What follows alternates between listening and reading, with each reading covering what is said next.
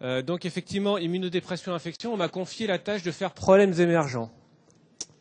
Problèmes émergents, c'est vaste et je l'ai pris un peu comme un chèque en blanc pour vous parler de ce qui, moi, me préoccupe et ce qui me semble important dans cette situation. Et donc voici un petit peu de quoi on va parler. On va parler bien sûr de résistance. On va parler de pathogènes éventuellement émergents. On va parler de modification de profil immunitaire des patients qui vont aboutir à des nouveaux facteurs de risque à certaines infections. Éventuellement, discuter de nouvelles stratégies diagnostiques. Et puis enfin, je terminerai par quelque chose qui me semble assez complexe et assez intéressant actuellement. C'est finalement des relations hôtes pathogènes qui sont complexes. Et on va voir qu'en tentant de moduler l'immunité des patients, on peut parfois aboutir à des choses un petit peu inattendues. Donc la résistance aux antimicrobiens, effectivement, on sait qu'on a de plus en plus de bactéries multirésistantes en réanimation et évidemment, les patients immunodéprimés sont en première ligne concernant ces pathogènes parce que tout simplement, c'est des patients qui sont soumis à des pressions de sélection importantes avant leur séjour en réanimation. Et je ne vais pas tellement m'appesantir là-dessus parce que c'est des données qui sont ultra connues, mais simplement souligner que chez les patients immunodéprimés, ce sont, semble-t-il, ceux qui pâtissent le plus d'un retard à l'antibiothérapie et chez qui il va falloir vraiment essayer d'emblée d'avoir une antibiothérapie qui soit adaptée.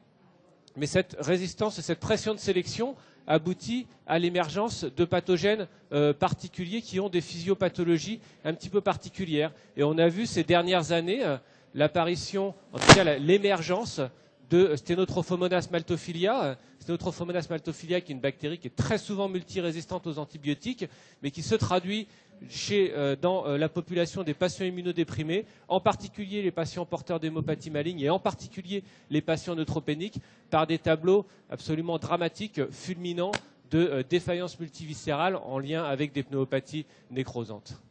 Autre situation dans laquelle on est maintenant confronté à de la résistance, c'est le domaine des infections fongiques invasives.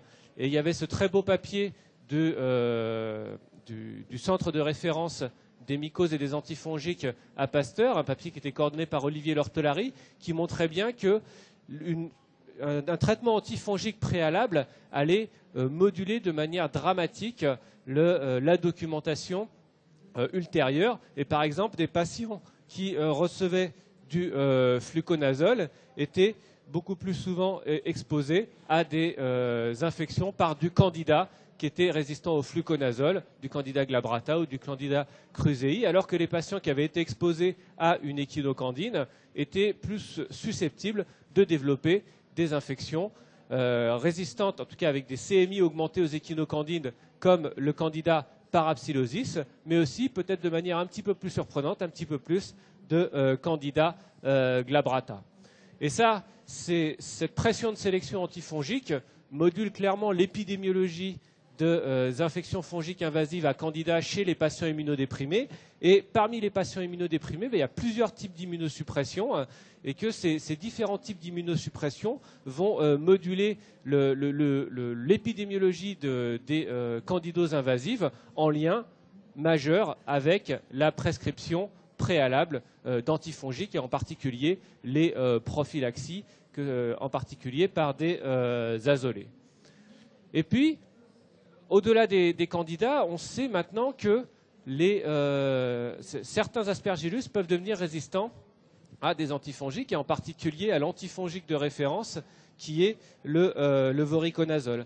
Et ça, il y a ce travail qui est tout à fait intéressant, qui est un travail néerlandais qui avait mis en évidence chez les patients porteurs d'aspergillose, enfin de colonisation ou d'infection aspergillaire, finalement que certains aspergillus étaient devenus résistants au voriconazole en lien très probablement avec une dissémination environnementale de fongicides azolés.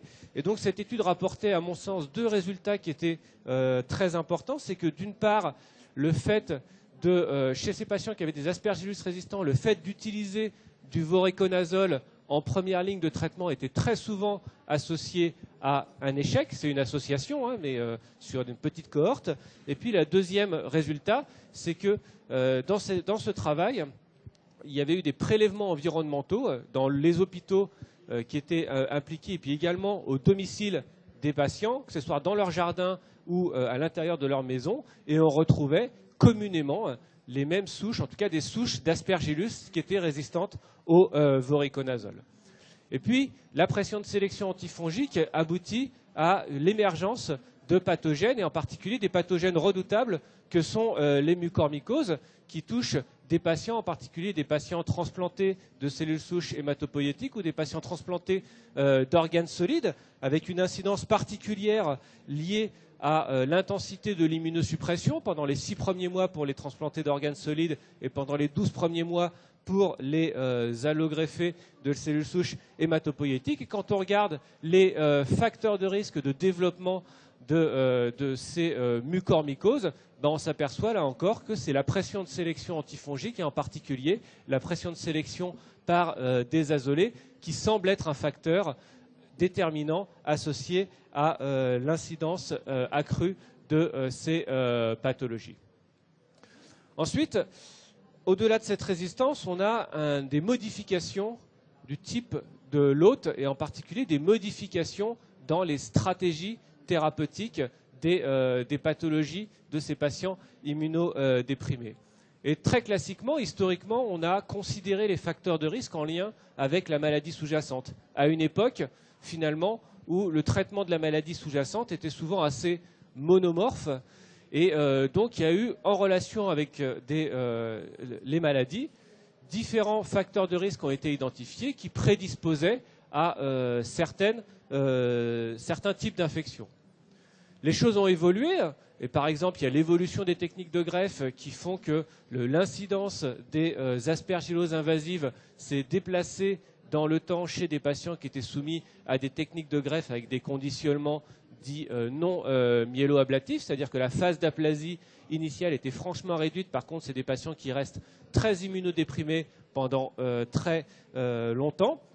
Et puis, on a des nouvelles drogues et des nouvelles stratégies thérapeutiques chez ces patients, en particulier chez les patients d'hématologie, mais également maintenant chez des patients porteurs de tumeurs solides et chez des patients porteurs de pathologies systémiques. Et ces différentes thérapies ciblées vont avoir des effets sur l'immunité et ces effets vont aboutir à des susceptibilités particulières. Et par exemple, je citerai, parce qu'on n'en parle pas très souvent, les réactivations d'hépatite B chez les patients qui sont porteurs de rituximab. En ce qui concerne l'aspergillose invasive, on a assisté également à une modification du spectre des patients qui étaient porteurs d'aspergillose invasive. Donc là, c'est une étude, encore une fois, du Centre de référence des mycoses et des antifongiques, coordonnée par Olivier Lortolari. Et dans cette étude, qui recensait des aspergilloses soit prouvées, soit des aspergilloses probables, eh bien, on constatait que on avait toujours les groupes classiques à risque qui étaient les leucémies aiguës et les allogreffés de cellules souches hématopoïétiques, mais on a des nouvelles populations qui émergent de manière très significative, en particulier les lymphoproliférations chroniques, parce que c'est des patients qui sont traités de plus en plus agressivement avec des drogues de plus en plus immunosuppressives, et puis d'autres pathologies dans lesquelles les patients sont de plus en plus immunodéprimés.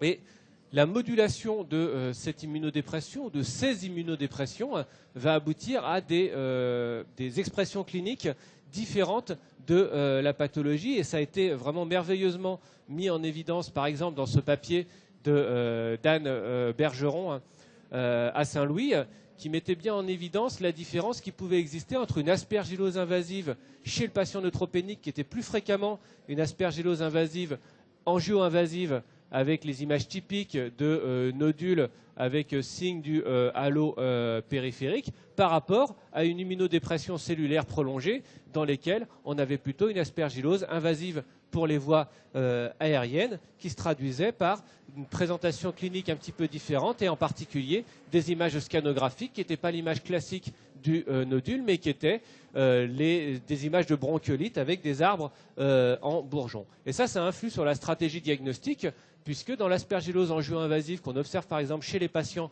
neutropéniques, on a une sensibilité de la détection de galactomanane qui est tout à fait correcte, de l'entour de 70%. Par contre, dans les aspergilloses invasives pour les voies aériennes, il faut plutôt aller faire le diagnostic par la détection du pathogène, soit direct, soit par l'antigène galactomanane. On a des nouveaux groupes à risque avec des nouvelles pathologies qui émergent, et en particulier la pneumocystose, qui était classiquement essentiellement cantonnée aux patients séropositifs pour le VIH. On a des nouveaux groupes à risque qui sont apparus, en particulier chez les patients porteurs d'hémopathie maligne, chez les patients transplantés d'organes, et puis également chez les patients porteurs de maladies systémiques. Et alors que l'incidence de la pneumocystose chez le patient VIH décroît, vous voyez que l'incidence de la pneumocystose chez les patients HIV négatifs est plutôt en augmentation dans cette série d'Île-de-France, avec des présentations de la maladie qui ne sont pas tout à fait similaires. Et je citerai par exemple que le début des manifestations de la pneumocystose chez le patient non VIH, c'est vraiment des tableaux de pneumonie aiguë et pas des pneumonies subaiguës comme on peut observer chez le patient VIH, avec par ailleurs un pronostic qui est moins bon chez le patient non VIH, et des facteurs de risque qui ont pu être identifiés. Il y a des populations dans cette grande étude d'Antoine Roux, des populations qui semblent avoir un meilleur pronostic, c'est les patients VIH et les patients transplantés d'organes solides.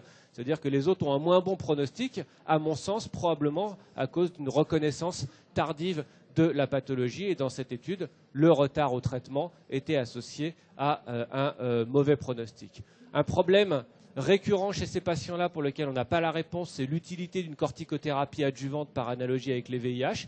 On n'a que des petites études observationnelles qui, pour le moment, ne sont pas concluantes. Et il y a un PHRC qui doit bientôt démarrer à ce sujet pour tenter de répondre à cette question. Autre problématique liée à la pneumocystose, c'est la conception, en tout cas l'observation que c'était un agent pathogène potentiellement transmissible. On le retrouve dans l'air autour de patients qui sont infectés. Et il y a maintenant un certain nombre de travaux qui décrivent qu'on peut transmettre d'homme à homme le pneumocyste et qu'il y a effectivement des épidémies qui ont été décrites chez des patients immunodéprimés, en particulier des receveurs de transplantation d'organes solides. Des nouvelles stratégies diagnostiques, on a la PCR pneumocystis qui est maintenant disponible. Qu'est-ce qu'on peut en faire? Je vais citer cette étude de l'équipe d'Elie Azoulay à Saint-Louis qui globalement rapporte une bonne sensibilité, une spécificité un peu moins bonne, une valeur prédictive positive qui est plutôt médiocre, mais une valeur prédictive négative qui semble être intéressante pour exclure la maladie, et une PCR quantitative qui semble également avoir un intérêt pour distinguer la colonisation de l'infection. Le bêta-glucane, un biomarqueur de la paroi du champignon pour lequel on commence à avoir de plus en plus de données, avec dans la pneumocystose une sensibilité, une spécificité qui semble correcte, un petit peu moins bonne pour les autres infections fongiques invasives que sont la candidose et l'aspergillose. Et puis dans ce travail qui était réalisé au sein de notre groupe collaboratif chez des patients d'hématologie en réanimation, avec le cut-off classique, on avait une valeur prédictive négative qui était de 94%, qui semble être le résultat quand même principal de ce biomarqueur actuellement, c'est-à-dire sa capacité à exclure l'infection. Pour sortir un petit peu du champignon, on a des travaux sur la détection des virus qui nous permettent de compléter le spectre des infections, en particulier chez le patient neutropénique, où vous savez que la documentation microbiologique est souvent limitée. Donc ça semble être intéressant dans cette situation-là. Et puis enfin, on a l'équilibre, l'impact de l'immunité chez les patients immunodéprimés. On sait que la modulation de l'immunité chez les patients peut aboutir à certains effets parfois inattendus, et en particulier des syndromes de reconstitution immunitaire qui peuvent aggraver la présentation de la pathologie. Et dans ce travail, le fait d'avoir un syndrome de reconstitution immunitaire chez des patients avec une cryptococose était associé à des effets qui étaient non négligeables, à savoir des décès qui étaient attribuables et puis également de la perte de greffons. Donc en conclusion, je pense qu'il y a effectivement un certain nombre de problématiques actuellement qu'on doit prendre en compte dans la prise en charge de ces patients. Il y a l'émergence de pathogènes qui sont directement liés à la pression de sélection par les antimicrobiens. On a vraiment des nouveaux groupes à risque qui sont apparus pour lesquels on doit mettre quand même un petit peu de côté les conceptions qu'on pouvait avoir un petit peu anciennes. On a des nouvelles stratégies thérapeutiques moléculaires en particulier, dont à mon avis on commence à comprendre un petit peu, mais la majorité du travail reste à faire, et en particulier chez le patient immunodéprimé. Et on essaye de comprendre un petit peu mieux les relations aux pathogènes et notre capacité à moduler l'immunité chez ces patients pour améliorer la clairance du pathogène sans pour autant aboutir à l'effet inverse qui serait un certain nombre de reconstitutions immunitaires. Merci.